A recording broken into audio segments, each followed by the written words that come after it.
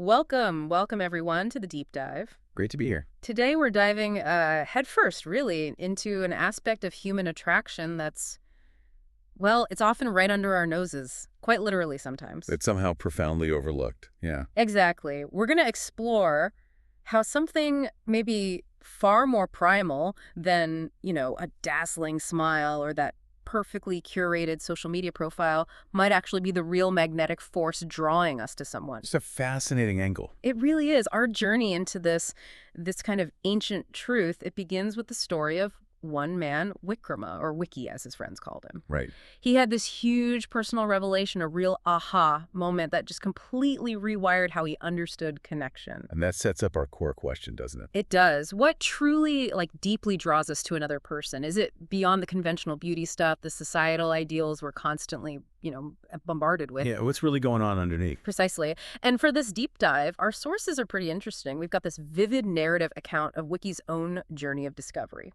Okay. Then there's this poignant literary quote that acted like, well, he set a lightning bolt for him. The Puzo quote. We'll get into that. Yeah. And finally, it's all anchored by a precise scientific definition that kind of helped him make sense of everything he'd experienced. So personal experience, literature, and science. A good mix. Right. So our mission today is really to unpack this idea. The idea that attraction might be far more rooted in biology, in these ancient unspoken signals than we typically imagine. Like a shortcut, almost. Exactly. A shortcut to understanding those deeper currents flowing beneath human connection. Hopefully it gives you some insights that might just change how you perceive attraction. It's an absolutely fascinating subject, and one that, like you said, it's often debated in whispers maybe, but rarely discussed so directly. What's truly captivating here, I think, is how a single intensely personal experience can shed light on a really complex biological reality, a reality that science is still, frankly, grappling with. Still trying to figure out. Totally. We're often conditioned, from a very young age, to believe attraction is mostly visual, what we see, or maybe shared interests, personality, that kind of thing. The usual checklist. The usual checklist, exactly. But Wiki's story, it forces us to pause and consider something else. What if our bodies are instinctively seeking something completely different? Something that bypasses our conscious thoughts, our learned preferences. That precognitive level. Precisely. So yeah, this deep dive will definitely challenge those conventional notions of attraction and beauty. It urges us to think about a different kind of signal, one that speaks a much older language. That's perfectly put. So let's begin by unwrapping this with our central character, Wiki, and this puzzle that basically followed him around for most of his life. Okay, let's get into Wiki. So Wikrama, or Wiki, his friends, gave him this affectionate nickname, Wiki Wacky. Wiki Wacky. Okay.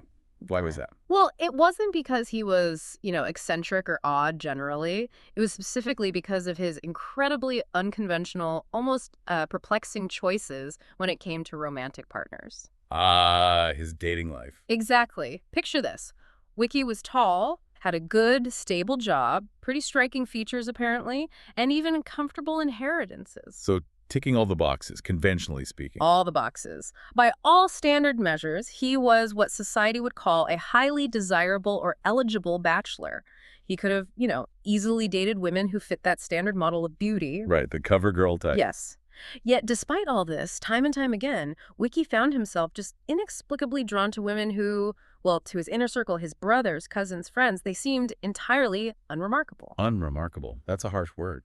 It is, but it reflects their perspective. Yeah. We're talking about women who just didn't fit that mold, the airbrushed, filtered standards we see everywhere now on social media. Okay, so how did his family react? Well, his family, probably with a mix of genuine confusion and maybe some playful teasing, they'd actually joke about it. Like, over drinks, they'd say, "Half seriously, what's wrong with him? Is he blind?" Wow.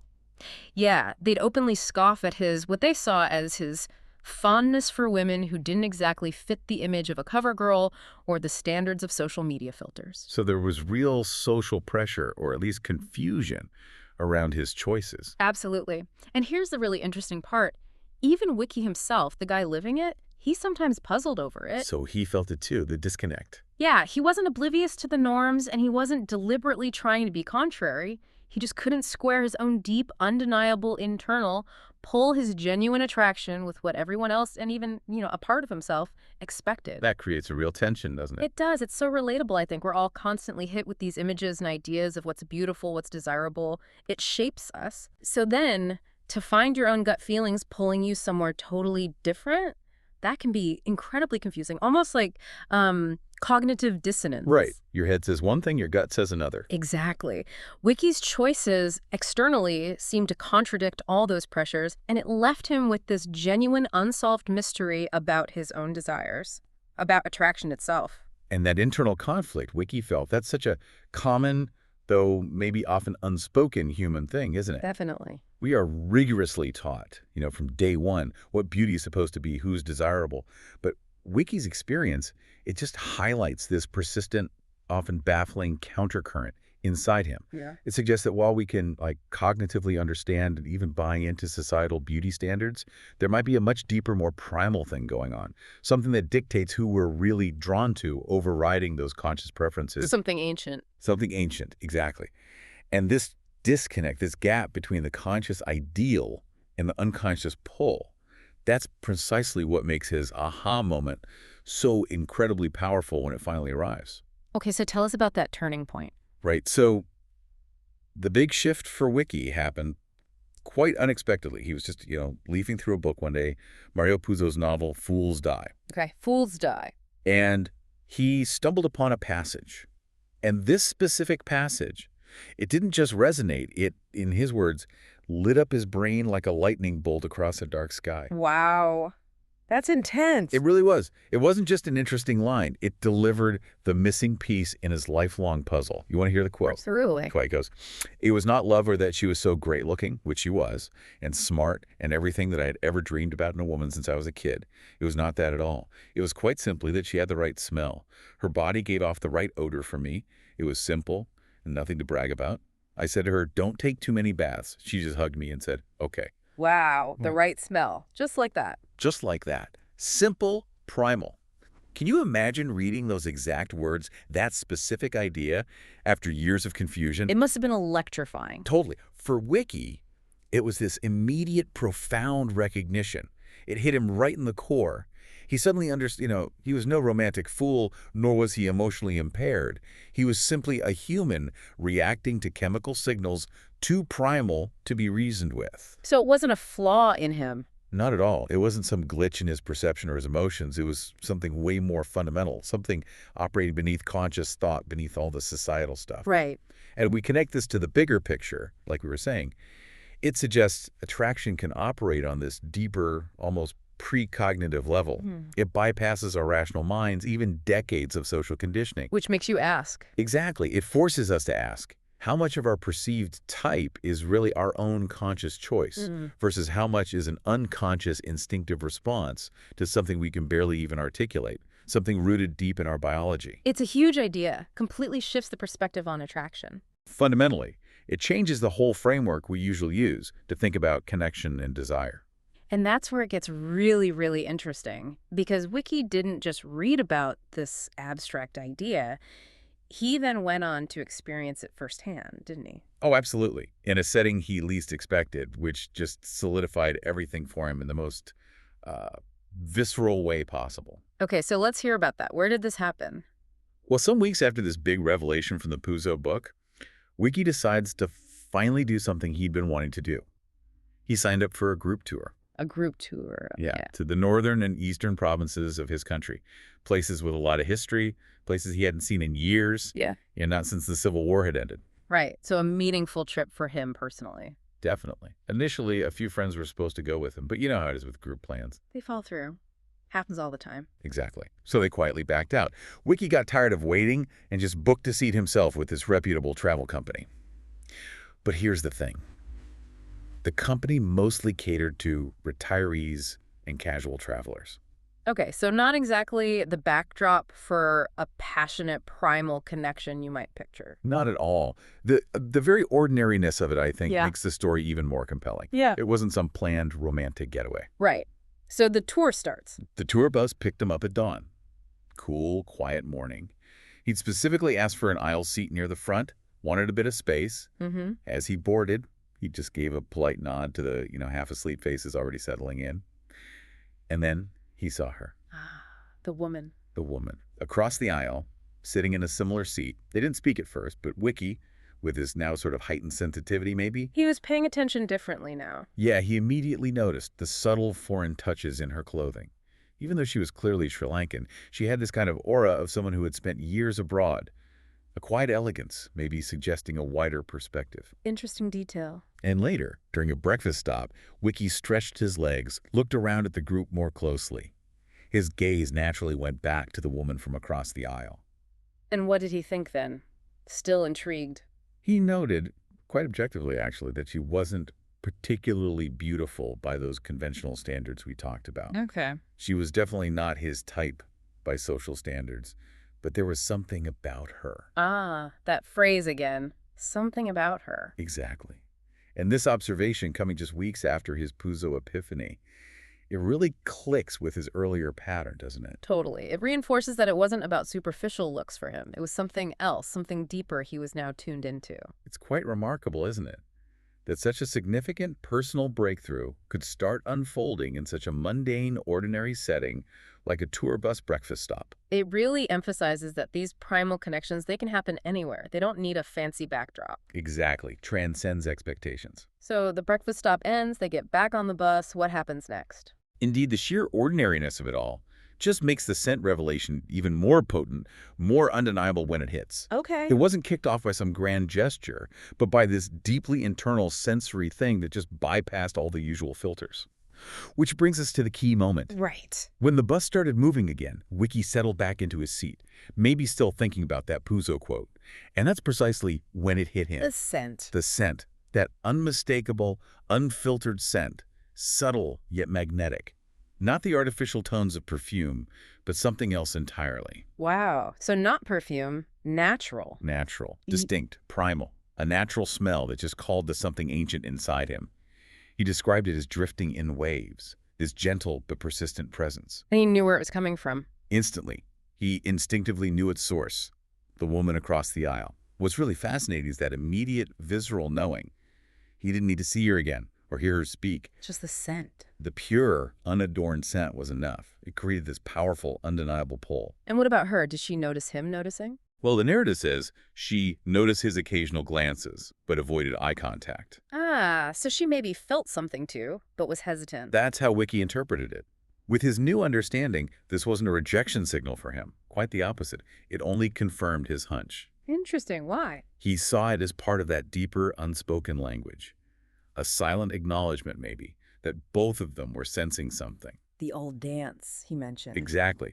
In Wiki's experience, gleaned from years of navigating his own, unique attractions, such aversion was rarely disinterest.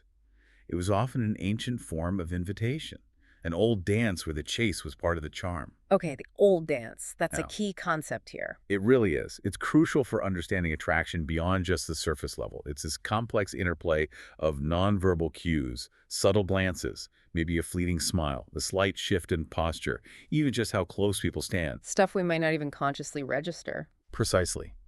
It suggests this whole layer of communication happening beneath conscious awareness, a silent invitation, a negotiation of consent, almost, that speaks volumes if you're tuned in. It makes you wonder how much of our interactions operate on that level. Totally. It raises that important question.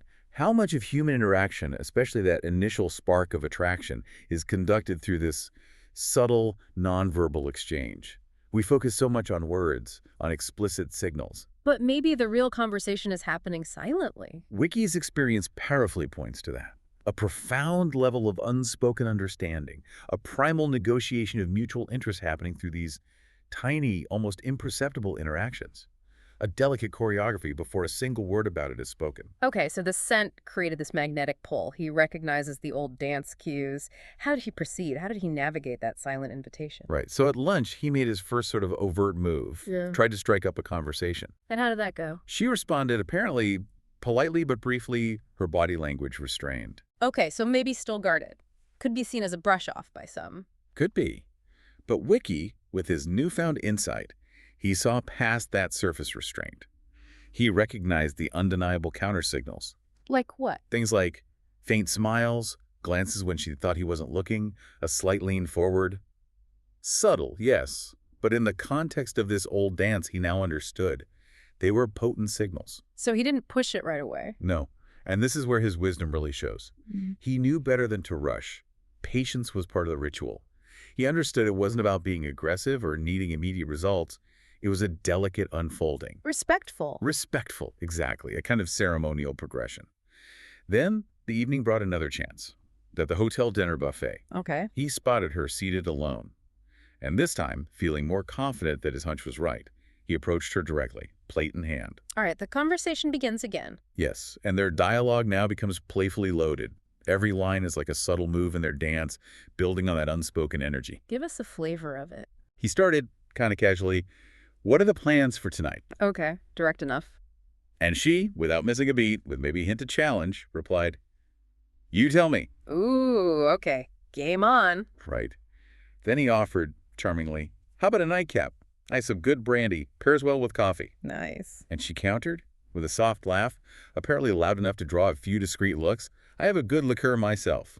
So mutual interest clearly signaled now. The laughter, the banter. Definitely.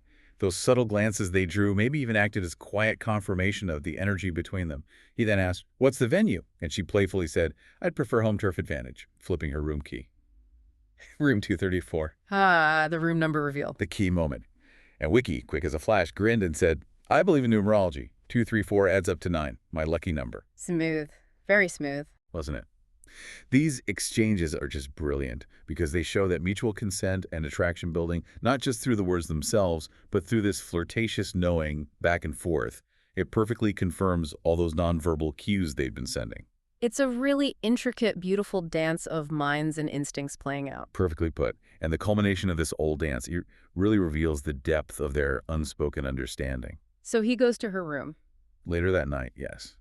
Once the corridor lights dimmed and the ghostly silence of midnight settled in, he gently knocked on her door. The peephole went dark, and moments later, the door opened. And the scent, was it still there? Crucially, yes. Yeah. The narrative gives us this very specific, insightful detail. She had showered, just lightly, just enough. Her natural scent lingered in the air like a secret spell. Wow. So she didn't try to wash it away completely. Exactly. That detail is so significant. Yeah. It wasn't about masking or eliminating her natural essence. It was a light cleanse, allowing its inherent power, that primal signal, to remain. Subtle, yet potent. A clear sign she was still operating on that same wavelength. Okay, and then? The chemistry was instant and mutual. Neither sought to label it, neither demanded explanations. The night unfolded as naturally as the tide obeying the moon. That's beautifully written. It bypasses all the usual stuff, doesn't it? Completely. No need for definitions, future plans, conventional courtship rules. It was just this raw, undeniable, authentic connection that didn't need any external validation. Wow. And the story continues with another powerful sensory moment just before dawn. Wiki was quietly getting ready to leave, maybe brushing his teeth, in normal routines. Right, time to slip away. But then this moment of profound reversal happens. Her scent was stronger now, saturating the closed room. Her undergarments hung on the towel rack, a silent, sensual declaration. Ah, so the scent intensified? Yes.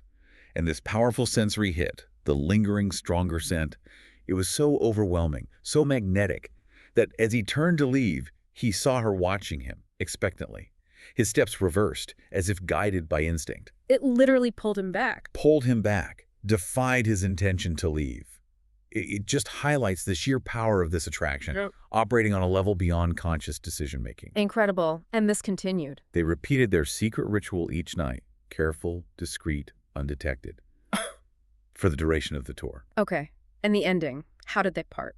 On the fourth evening, the group returned south. They parted without fanfare. No phone numbers, no emails, no promises. Just an unspoken understanding. No loose ends, just the shared experience. Exactly. It underlines the unique, almost transcendental nature of what they shared. It didn't need conventional ties because the connection itself transcended them. And the context we learn later clarifies this. She was married, he had learned, with 2 grown children. Ah, okay. She had taken the trip while visiting her ailing mother. It had been her own escape, just as it was his. So a temporary bubble outside their normal lives. How did Wiki react to finding that out? And this is perhaps the most profound part of his realization, his acceptance. Wiki didn't judge. nor did he regret. No judgment, no guilt. None described. He wasn't a homewrecker nor a heartbreaker. He was a man who had learned to listen to what the body sometimes whispers when the mind is too loud. Wow. That quote really resonates. It does, doesn't it? This complete lack of societal judgment or regret from Wiki, it just underscores the powerful, almost fated nature of this connection he felt. It seemed to bypass typical moral frameworks, speaking instead to a very deep, very human need for connection on a primal level. Which raises a big question for us, the listener. Absolutely. When does instinct override convention? And what does that tell us about ourselves, about the true, often hidden drivers of our behavior and our deepest connections? Yeah. It's a lot to think about. And this profound personal experience, this undeniable connection, it naturally led Wiki to want answers, right? He needed to understand why. Exactly. He moved beyond just experiencing it. He needed the framework, drove him into the realm of science. So after the trip, Wiki's curiosity was understandably through the roof. You bet. He couldn't just let this experience fade. He didn't just file it away as, some random sling.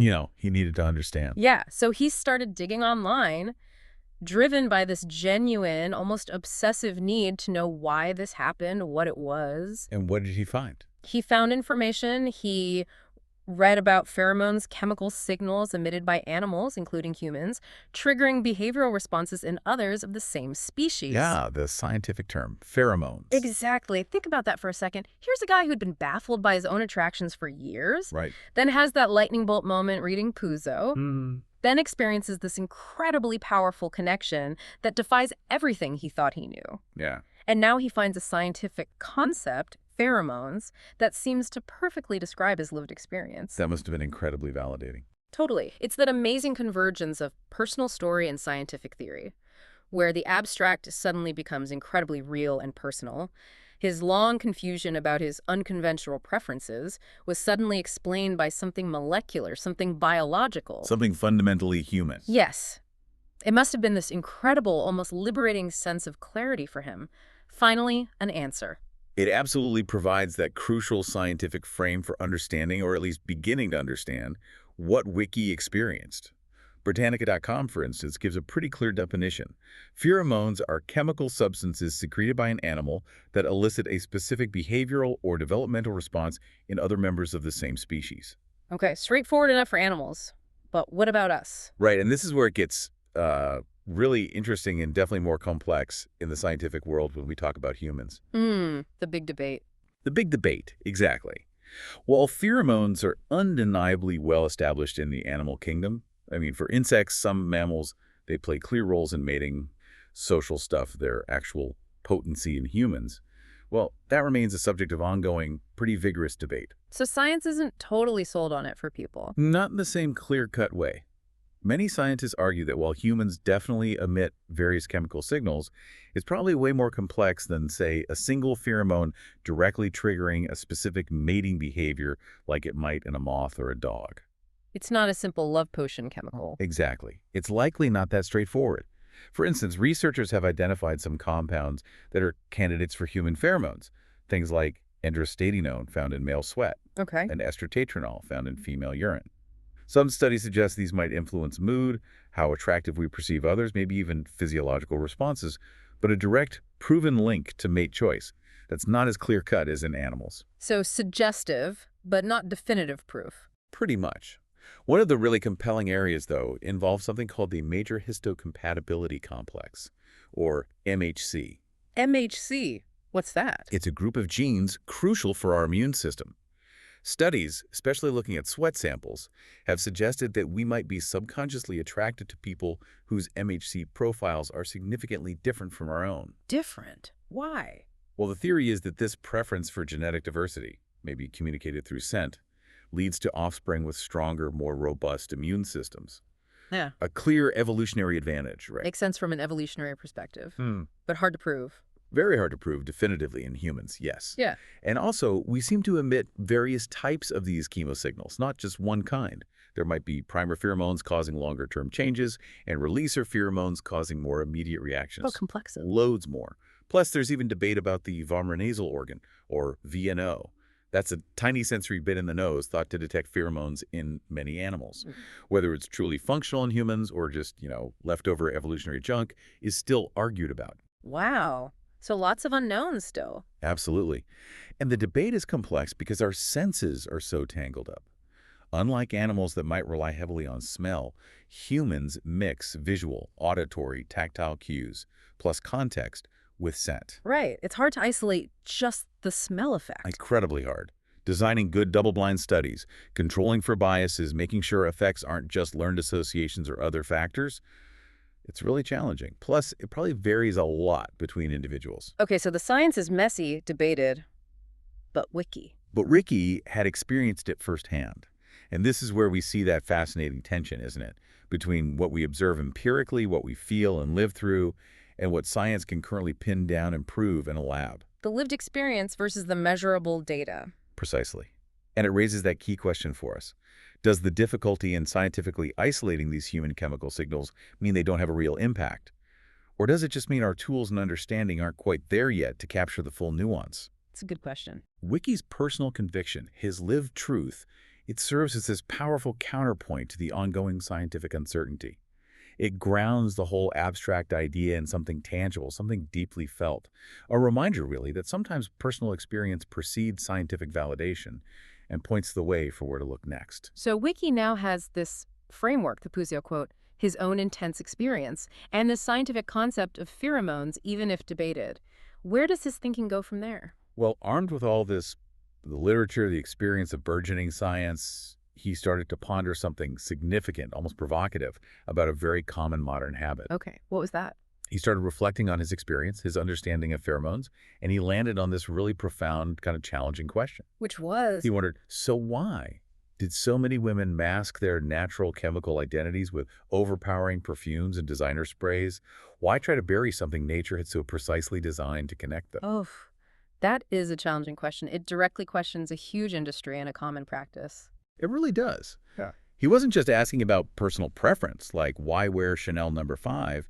He was asking about a potential fundamental disconnect, an evolutionary mismatch, maybe, in our modern lives. Are we interfering with nature's design? That's the implication. And he didn't stop there. He followed it up with an even starker question.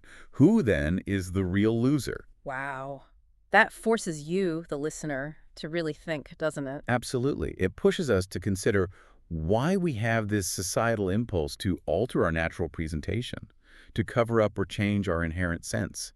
Is it just about conforming to beauty standards? Is it purely personal expression, creating a signature scent? Or is it something else? Or could it be that maybe inadvertently we are disrupting a primal communication system, something nature wired into us for connection, maybe even for finding compatible mates? It makes you think about your own habits, the soaps, the deodorants, the perfumes. Exactly.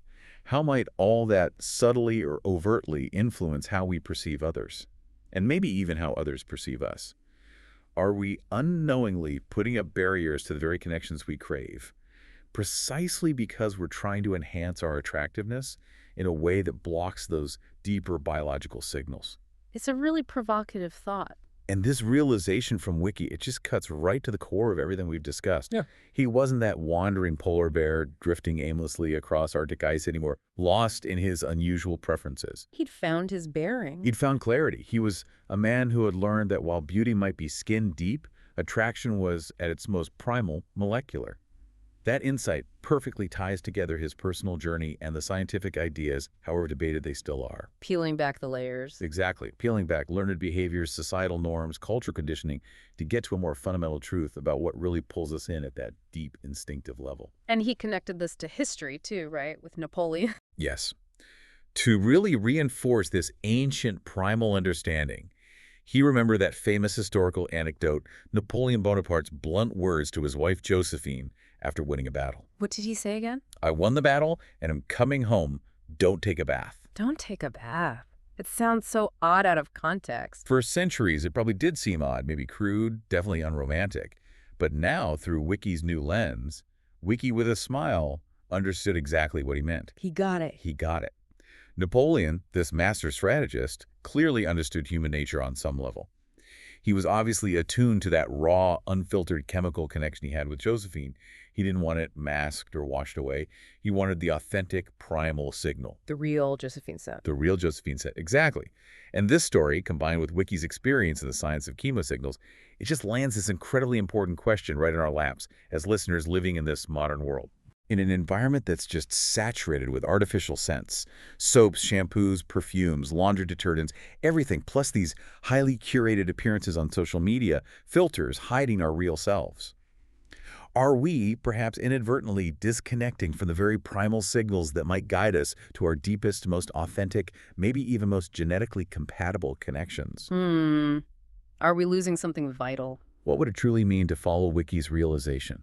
To really listen to what the body sometimes whispers when the mind is too loud. Now, this isn't saying, never wear perfume or abandon hygiene. Of course not. But it's a call to think critically. What are we gaining and what might we be subtly losing in our constant quest for external perfection, for smelling good according to artificial standards? It reframes the whole idea of attraction. Completely. This whole deep dive, it's taken us from one man's personal puzzle to this broader, really profound understanding of attraction rooted in our fundamental biology.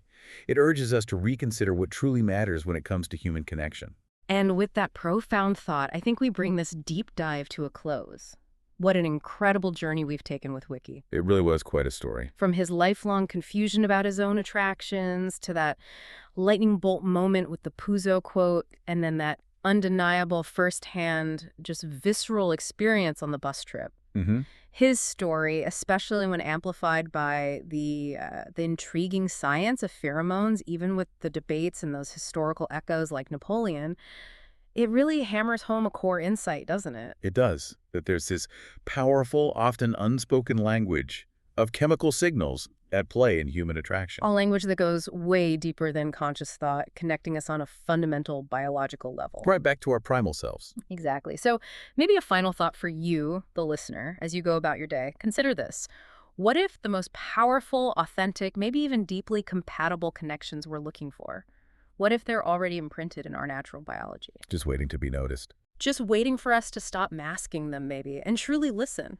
What if tuning into these ancient, subtle signals, instead of relying only on the visual or the verbal, could lead us to connections that are more authentic, more profound? More enduring, perhaps. Perhaps. More enduring than we ever imagined. It's definitely something worth pondering, isn't it? Especially in a world that often values the superficial so highly. Food for thought, certainly. Well, thank you for joining us on this deep dive. We really hope it's given you maybe new ears or perhaps a newly attuned nose for understanding the fascinating mysteries of attraction. Thanks for the great conversation.